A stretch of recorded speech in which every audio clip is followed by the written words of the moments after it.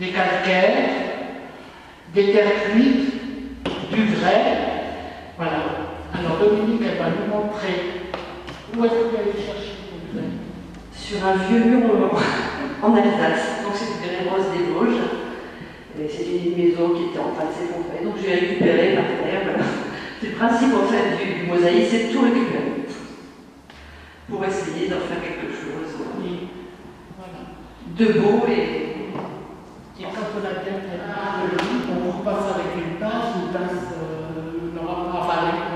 des pinces puissantes pour couper les aisselles avec un marteau-ligne à Tunis, du barbeau de Tunis, dans une ville de Gaziantep, enfin dans une ville actuellement qui s'appelle la Turquie, et la ville s'appelle Gaziantep. Il semblerait que le deuxième musée au monde maintenant qui convient de la nouvelle romaine, l'église de Medava en Jordanie, le musée de l'art, le site archéologique de Herculano et bon, ben, les hommes, tout était programmé sur les murs, le plafond, et numéroté, les feuilles numérotées. Et ensuite, eh ben, les hommes sur le chantier collaient directement ça, on humidifiait la feuille et on enlevait et on découvrait ensuite la réalisation. Voilà.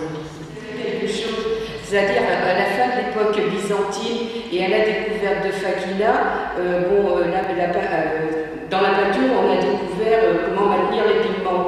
Et ce qui fait qu'à ce moment-là, il y a eu 5 siècles, 6 siècles, où il y a pratiquement la fin de la Byzantine et le début de la découverte de Fakina, où il n'y a plus eu de mosaïque en Europe, dans le monde. Et avec la méthode de Fakina, il y a eu ce renouveau de la mosaïque qu'on voit beaucoup maintenant dans l'art nouveau, l'art déco, et ça a vraiment été un précurseur, enfin, et à la limite, ça a été le début de la mosaïque industrielle.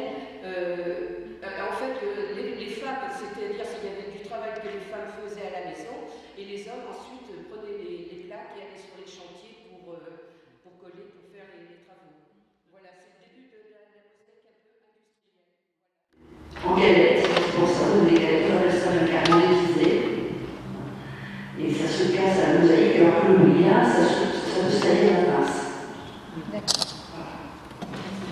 Genre, de verre, on les achète différemment aussi sous forme de tesselles carrées, comme la forme des briards.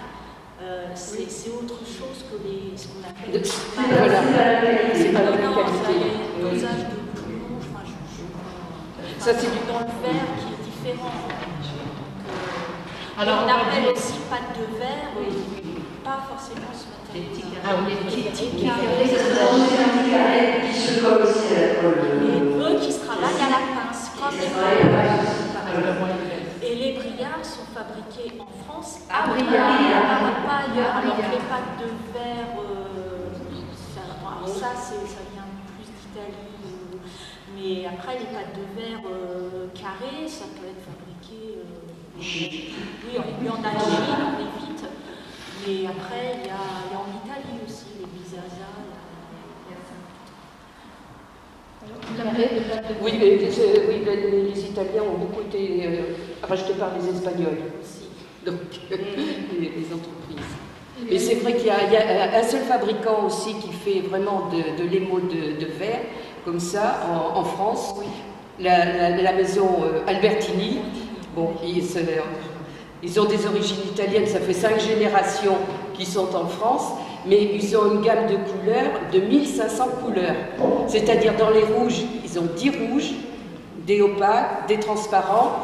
Enfin pour les mosaïques, c'est une vraie caverne d'Ali Baba, parce que bon, il y a du jaune, il y a du jaune, des oranges, il y a et donc quand l'ancêtre est venu en France, il est venu avec le secret des couleurs, et en fait il fonctionne un peu comme les parfumeurs, comme les nez. Ils notent leur dosage, ce qu'ils mettent, tout ça, les oxydes, les pigments, pour toujours un secret de fabrication maison, pour faire leur couleur.